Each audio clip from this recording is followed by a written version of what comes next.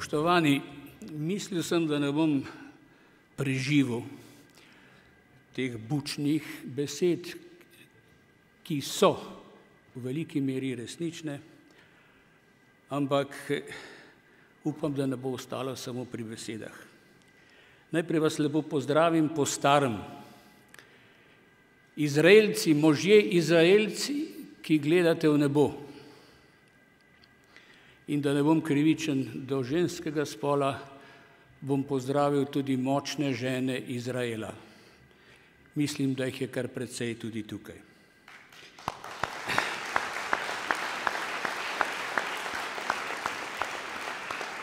Poglejte, sem v dvojni zadregi.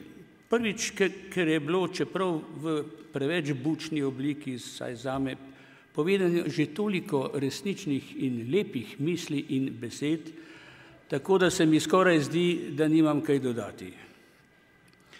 Drugo pa je, zakaj pravim bučnih? Ker nekdo, ki nas posluša in sliši toliko lepega o nas, kar razglašamo sami, bo morda rekel sam pri sebi, tale dama pa preveč obljublja. No, upajmo, da ne preveč. Druga zadrega, da grem kar in medias res, je ta, da sem v zadnjem času bil izpostavljen kar mnogim soočanjem. Veliko na te teme sva rekla z mojim kolegom in prijateljem Lojzetom Peterletom na njegovem Evropskem večeru. Potem pa se je še pojavil novinar od Reporterja, gospod Kršinar, in mi izpulil najbolj zanimive misli, tako kot čebeli želo, tako da nimam danes skoraj s čim pičiti. Ampak nekaj se bo še našlo. Bom šel na besedo, ki sem jo slišal tule iz Argentine. Ne vem, kdo je napisal tisto intervencijo, ni bila slaba. Notri je bila pa beseda boli. Zdi se mi, da to prihaja iz španske sfere. Veliki Miguel de Unamuno je izrekel sredi državljanske vojne: boli me Španija, me duele España. No in po njem so to prevzeli mnogo. Tako da lahko rečem tudi danes jaz sam skupaj z vami: boli me Slovenija. Pazite na akcent. Ne boli me Slovenija.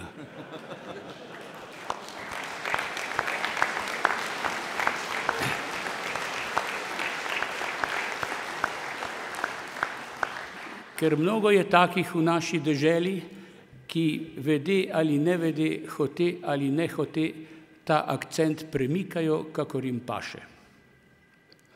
Torej, nekaj o bolečini. Bolečina, kot pravijo učenjaki in znanstveniki, je neke vrste zadrgnjenost. Zadrgnjenost je ovira prostemu pretoku, tako na telesni kot na duševni ravni. Torej, ta zadrgnjenost, ki ima potem seveda razna imena. Na duševni ravni jo radi doživljamo kot krivico. Krivica boli, to vemo vsi. Boli, tega si pa ne maramo priznati, tudi resnica, zlasti, kadar je ne maramo priznati sami sebi. To je pa tista tiha bolečina, ki se lahko razvije do največjih potvorb. Mislim, da smo dolžni razvozlati, razdrgniti to zatesnjenost na obeh nivojih, pri drugih in pri sebi. Jaz sem znan po tem, da vedno malo bolj brskam po sebi, s tem lažje prizadenem tudi drugi, ki tega ne marajo. Ampak mislim, da mora krščanska demokracija obvladati tudi to umetnost, tudi to spretnost samoanalize, pogleda vase, pogleda nazaj in priznavanje lastnih napak in krivde. Edino tako bomo verodostojni, ne pa da si namestimo 100 zvočnikov in bobnimo po vsej deželi in še čez. To je moja, prosim, eksistencialna izkušnja. Spregovoril bom nekaj o zgodovinski zadrgi. Ta je evidentna, poslušajte.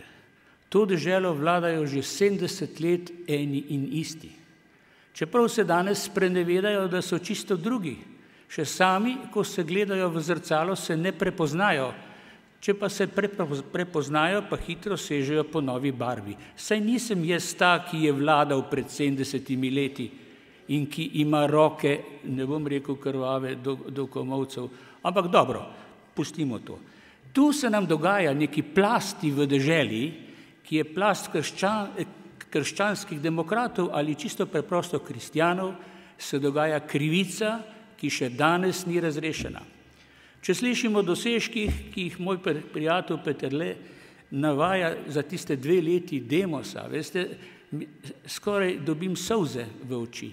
Kako kratko je bilo to, kratko upanje, ki še temnejšo noč stori, ko ugasne, kot pravi naš veliki France Prešern. Na tisto se skoraj ne moremo sklicevati. Tudi to, prišli smo v ta podvig kot popolni amaterji. Danes me veseli, ko slišim te profesionalne govornike, njihove besede in izkušnje, to je čisto drugi nivo kot takrat leta 90. Imeli smo pa takrat nekaj, česar današnja doba ne premore, prvič eno veliko upanje in drugič še vedno bolečo, skelečo krivico za preteklost. Jaz bi tule o preteklosti tvegal nekaj besed. 20 let krščanske demokracije je vendarle neka doba. Mi smo dolžni, imamo pravico in predvsem smo dolžni, da pogledamo nazaj. Tukaj so že padle besede, zakaj je šla krščanska demokracija iz 13% na 8% in potem še na manj, dokler nismo izpadli iz parlamenta. Krivimo seveda druge, ti so hudobni. Je res, o tem bom še spregovoril, imajo vse v rokah. Ampak zagrešili smo tudi nekaj napak, morda iz nepazljivosti ali iz prevelikega idealizma, entuziazma. Vidim 2, ki sem jih že omenjal in jih bom tudi tu povedal. Ena je bila kriza voditelja, o kateri vsi veliko vemo, pa malo govorimo. To se je nadaljevalo do našega izpada iz parlamenta. Druga, o kateri še manj govorimo, ki je pa še bolj očitna, je pa tisto, kar jaz imenujem argentinska naveza. Poseg argentinskih rojakov v našo politiko, naj si bo še tako dobrodošel, z dobrimi nameni in tudi sredstvom, se je izkazal kot kontraproduktiven. Naj vas spomnim samo na prvo veliko dejanje oziroma veliki kiks, to je izguba časopisa Slovenec. To je bil prvi časopis po 40 letih totalitarnega režima na našem ozemlju. Kako lahkomiselno smo ga zapravili, s tem, da smo uvozili kot urednika nekega profesorčka iz Argentine, ki ni imel nobenega pojma, kako se vodi časopis, ni poznal dežele, ni poznal ljudi. Jaz mislim, da nam ga je podtaknila levica s cerkvenim blagoslovom, ampak to bomo bolj težko dokazali. Dejstvo je, da je šlo to po vodi in še danes nas boli glava. Tu nas pa res lahko boli za izgubo tega projekta.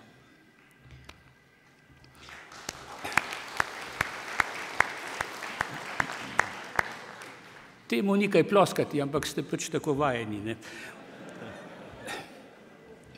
No, drugo je vloga dr. Bajuka, ki mu bomo postavili ali so mu že postavili spomenik. Ne vem, pozabljamo, da smo pod njegovim vodstvom izpadli iz parlamenta. Ne vem, če je v Evropi praksa, da stranka postavi spomenik nekomu, ki jo je spravil iz parlamenta ven. Pa je bil to čudovit človek. Midva sva bila prijatelja v Parizu in me je on nagovarjal, da jaz storim svojo vlogo v krščanski demokraciji, samo zato se nisem mogel odločiti. Ko je prišel v Janšovo orbito, se je dal navdušiti za tisto kratkotrajno 7-mesečno vlado, ki jo danes citiramo kot veliki dosežek. Jaz sem mu takrat lepo povedal, Andrej, če to vlado vzameš, smo izgubili naslednje volitve. Ne, je rekel Janša, ne, smo jih izgubili in še nekaj potem. Skratka, to je tisto, kar imenujem kontraproduktivnost. In vam bom dal eno lepo primero, ki je z Gorenjske, jaz imam rad Gorenjce. No, pred tolikimi desetletji je Blejsko jezero bilo umazano kot malo kdaj. No in bistre glave so sklenile, da speljajo skozi Radovno, ki je ena najbolj čistih rek v Alpah. In kaj se je zgodilo? Blejsko jezero je zacvetelo še bolj. Tudi temu ni treba ploskati. Zdaj, če se malce še naslonim na preteklost. To je bližnja preteklost, ampak slovenska krščanska tradicija in demokratska tradicija premore tudi daljšo. To, o Kreku vsi nekaj vemo, poznamo tudi iz 19. stoletja, ko so se začele organizirati krščanske množice. Tu bi malce opozoril na problem povezave krščanske demokracije in cerkve. O tem danes ni črhnil nihče, bodi si ne ve ali si ne upa. No, jaz bi vam osvežil v spominu, kako je nastajala krščanska demokracija. Podprl je papež Pij X, to je bil naslednik velikega Leona XIII., ampak je kmalu zatem preklical svojo podporo, ker se mu je zdelo, da krščanska demokracija, tu so prednjačili Francozi, pa Italijani, se navzema preveč svetnega duha. Skratka, postaja podobna vsem drugim, se nivelizira v demokratičnih sistemih. Rim, Vatikan pa je hotel popolno kontrolo. Skratka, krščanska demokracija mu je bila premalo zanesljiva. In je sledil kratko malo izgon. Izobčeni so bili mnogi vrli možje krščanski demokrati v Franciji, v Italiji in v drugod. Kasneje je prišlo do preobrata. Papeži, ki so sicer nezmotljivi, so videli, da se včasih tudi malo motijo. No, in so potegnili nauk iz tega in od tod razcvet krščanskih demokracij, najprej med obema vojnama, zlasti pa po vojni. Zlasti po vojni so krščanske demokracije, kot je bilo tu že rečeno, odigrale v Evropi vlogo politične hrbtenice. Recimo v Italiji, po 40 letih izgube krščanske demokracije, ki si je nadela na ščit libertas, svoboda, se je začel politični kaos, v katerem so lahko zrasli takšni šovmeni, kot je Berlusconi in zdaj nazadnje tudi Joško Čriček ali po italijansko Pepe Grillo. In teh čričkov, veste, ta populizem, to je prihodnost Evrope. Ali bojimo se, da je ravno to prihodnost Evrope, ker ni neke resne, trezne stranke s krščanskimi koreninami in tu dajem prav vsem, ki so jo hvalili, to je za nas izguba ravnotežja. K sreči je tu, kot je bilo tudi že rečeno, še Nemčija z Angelo Merkel, na katero naši pridno pluvajo in tu jim sline ne bo nikdar zmanjkalo. Torej, krščanska demokracija premore svojo politično, pa tudi duhovno platformo. Jaz sem na to opozoril, kot je citiral že moj čisleni prijatelj Lojze Peterle, v svojem govoru Ora et labora v Stični. In sem užalil, kot je tudi on povedal, obe strani. Tisto, ki premalo moli in tisto, ki premalo dela. Ali nič ne moli, ali nič ne dela, ali pa vse pomešano. Torej, takrat so pljuvali, sline se najde vedno dovolj, po kulturnem ministru z vsemi sredstvi in nisem uspel dopovedati, saj mi niso dali niti prilike, niti časa, kako se to zamisli, ta veliki binom, ki je temelj zahodne civilizacije. To je, poglejte, z drugimi besedami, povezava notranjega in zunanjega človeka. Notranjega in zunanjega človeka. In v to smer notranjosti, v to smer personalizma, da cela družbena stavba, pa duhovna stavba, temelji na osebi. V to smer, vidite, si lahko čestitamo, današnja doba vendarle hrabro koraka.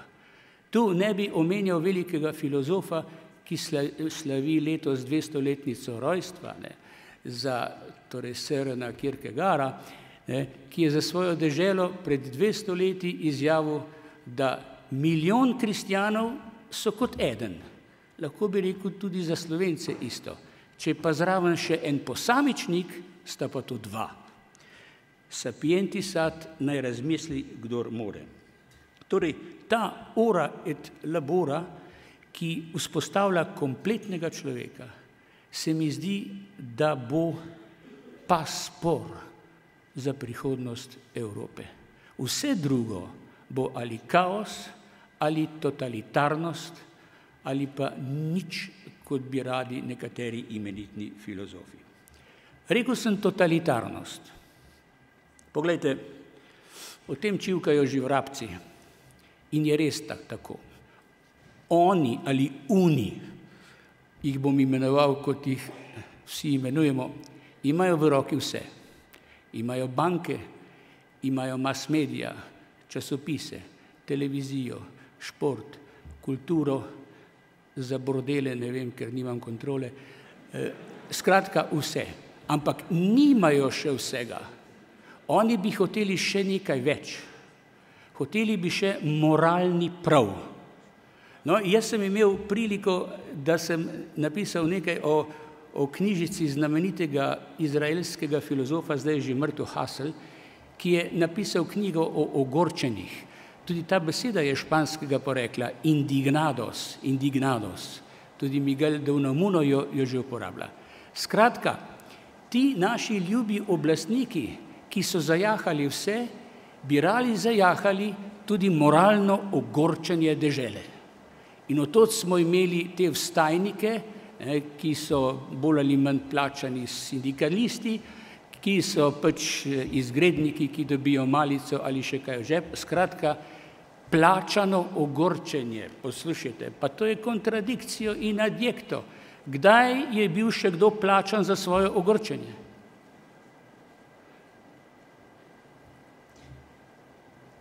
Tu, pravim, ima znova krščanska demokracija možnost in tudi dolžnost, da opozori na moralno razsežnost človeškega in tudi družbenega ogorčenja. Torej, to je seveda sklop besed in idej ali v bistvu pomankanja idej. To, kar jaz najbolj očitam tej naši ljubi levici, ima vso pravico, da postavi svoje strukture in da nam vlada, ampak vlada brez idej, veste, s takimi poceni populističnimi sredstvi, to je na kratko in na dolgo roko zločin proti ljudstvu in proti posameznikom.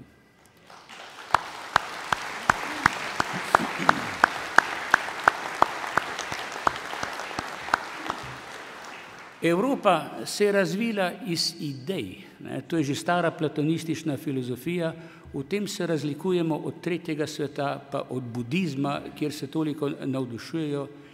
In ideje imajo to čudovito lastnost, da se prevajajo v dejanja. Francoski filozof Bergson je rekel, čim več je idealizma v duši, več je realizma v delih.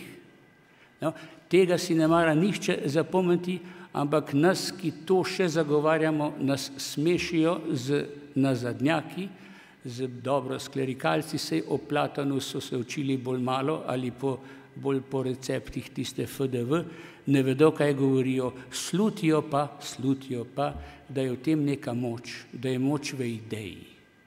In če je ideja dobro prevedena v akcijo, za kar želim naši demokrščanski stranki pravi recept, prave ljudi in pravo moč, potem je na tem svetu marsikaj dobljeno. Ni pa svet popoln, to je pa jasno. Naši idealisti iz katoliškega tabora ga znajo še kako krepko zavoziti. Ne bom govoril o mariborskem primeru, da bi v Obešenčevi hiši govoril o vrvi, ampak to je to. Torej, problem totalitarizma in seveda tudi problem nove svobode. je bilo že rečeno, da ni samo dovolj nacionalna svoboda, da ni dovolj samo socialna svoboda, ne ene, ne druge ne bomo nikdar dosegli. V naši ljubi domovini smo nacionalno ogroženi. Omenil sem že razliko med tistimi, ki jih Slovenija boli, in med onimi, ki jih Slovenija boli. Pa jim ne bi rad delal krivice. Mnogo med njimi je požrtvovalnih, zvestih delavcev in delavk, ki so se poslovenili, ki delajo za dobro te države, ampak nekaj jim usodno manjka, od česar je odvisna usoda naše dežele, duša Slovenije ali angel Slovenije. Jaz sem to videl na neki francoski katedrali, je bil naslikan angel. Claudel ga imenuje angel Francije. Jaz bi ga dal na vrata ljubljanske stolnice. Ne namesto tistih škofovskih kap, ker danes vemo, kako je to relativno blago, ne, škofovska kapa. Angela pa ne bi mogli tako črtati. Tudi Vatikan ne z vso svojo avtoriteto. Dobro, znova sem omenil Vatikan. Je nujno, ker mi smo krščanski demokrati in smo v nekem smislu odvisni od sredice, od glave, od ideje, ki nam naj bi bila posredovana preko Rima. Danes se stvari spreminjajo, veste, v 20 letih se je, ne da bi mi vedeli, se je marsikaj spremenilo. Tako da se lahko vprašamo, ali je danes krščanska demokracija bolj potrebna cerkvi, ali je cerkev bolj potrebna krščanski demokraciji, ali krščanska demokracija cerkve. Zdi se, da je zdaj rahla prednost in poklic na naši strani, na strani laikov, ker tudi Rim doživlja neko krizo, ki jo vidimo zgolj na zunaj, ampak ki je bistvena. Bistven premik se je izvršil s tem simpatičnim čudakom, ki si je nadel naslov Frančiška in ga skuša tudi posnemati. Dal bom samo en primer, da boste imeli o čem razmišljati. Poglejte, skozi 1000 let je trajala borba za papeško državo, za teritorij, za oblast, za lastnino, za denar. Potem so papeže sredi 19. leta stisnili v Vatikan. In papež se je 70 let imel za vatikanskega ujetnika, pa je vendar tam nekaj hektarov in ta sijajna palača. In pri vsej svoji nezmotljivosti papeži niso predvidevali dneva, ko bo izvoljen tak na Petrovem prestolu, da ne bo maral niti spati v Vatikanu in da si bo kuhal sam.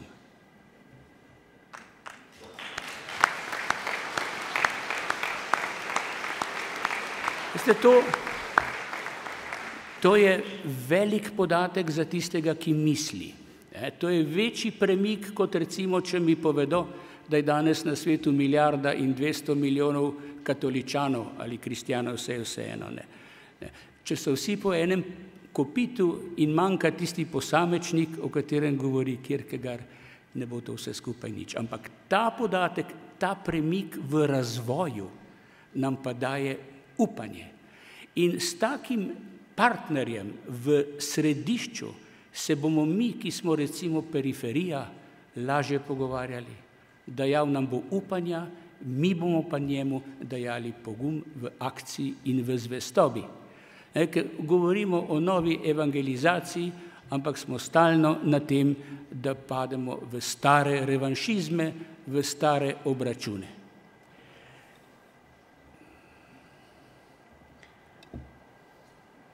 Torej, vprašanje svobode, še eno reč bom navrgel.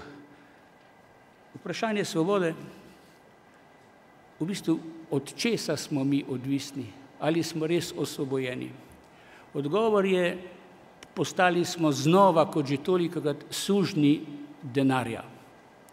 Denar je tisti, ki vlada, to je najstarejša maksima, in danes je ta kapital tako prefrigan, tako težko ulovljiv, tako nam je prenical v vse pore naših duš, da ga je nemogoče zagrabiti, in vendar je tukaj vse prisoten in zasužnjuje tudi najbolj krščanske, najbolj idealistične, najbolj katoliške duše.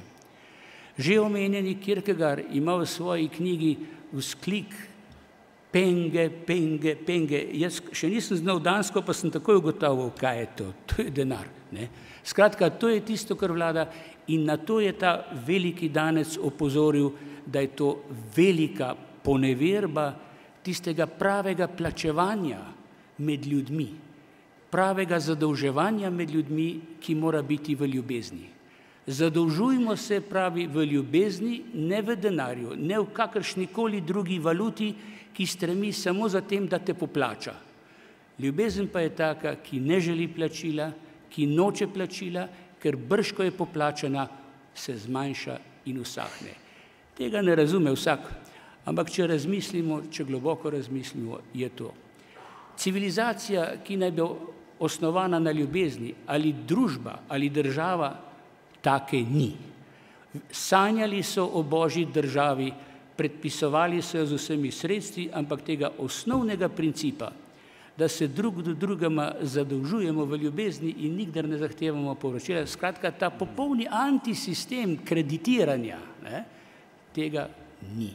In morda nikdar ne bo, ampak mislim, da moramo o tem vsaj sanjati, vsaj razmišljati, če ne drugače takrat, ko nas ta prekleti denar udari po glavi, nas je in nas še bo. Torej, bom zaključil, saj bi imel še kaj, ampak sem postal tako benevolenten in blag, ko vas gledam, da ne bom več karal nikogar. Hotel sem še udariti po Argentini, pa hvala Bogu, pa ne bom. Poglejte, SKD je potrebna, to smo tu vsi slišali. Jaz pravim, če ne bi bilo...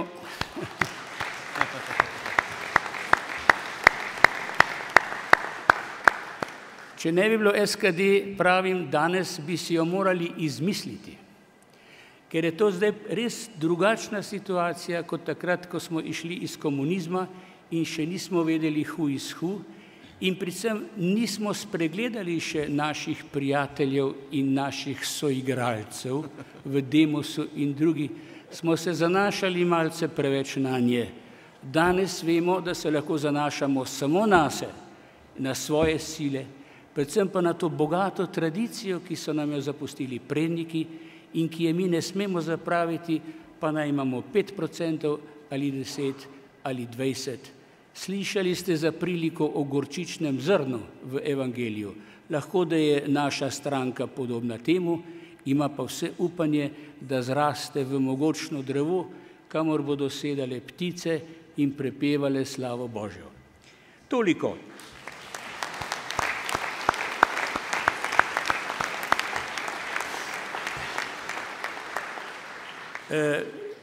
Seveda, rešitev je pa, oziroma v konkretnem delu, vidim z veseljem, kako pod vodstvom sedanje predsednice krščanska demokracija vešče plete mreže in organe v naši ljubi Sloveniji, kako nas predstavlja v parlamentu in želim vse najboljše tej garnituri in jih opominjam na tisti znameniti nasvet angleškega Cromwella, saj verjetno poznate, treba je zaupati v Boga in imeti smodnik suh. In glede na to, da smo na robu štajerske dežele, bom rekel, in imeti grlo mokro.